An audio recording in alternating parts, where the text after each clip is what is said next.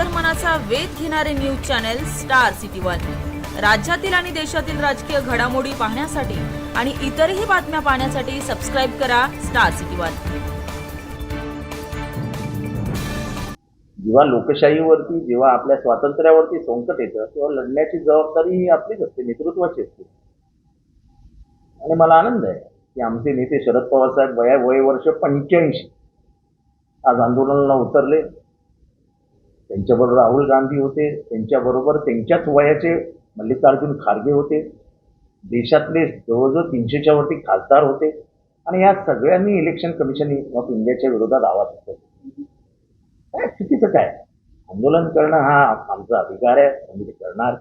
पोलिसांना अटक करायची पोलिसांनी करावं, नाहीतरी हे ब्रिटिश राज असल्यासारखंच आहे। हम करे सो कायद्याने चालणारं हे सरकार हे ब्रिटिशांपेक्षा काही वेगळं नाही। आणि जो मूलभूत अधिकार ठेवलेला आहे की संविधानाने इलेक्शन कमिशन, निवडणूक आयोगाला स्वायत्त संस्था म्हणून घोषित केलंय, ऑटोनॉमस बॉडी म्हणून घोषित केलंय। त्यांना स्वतःचे अधिकार आहेत, त्यांच्यावरती कोणाचीही दादागिरी, त्यांच्यावरती कोणाचाही दबाव चालत नाही।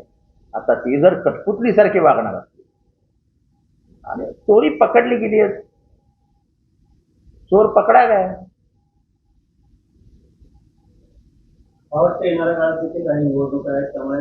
असं आहे की देशामध्ये सगळीकडे एक शंका तर व्यक्त होते की इलेक्शन कमिशन चोरी करतं। मी सांगतो,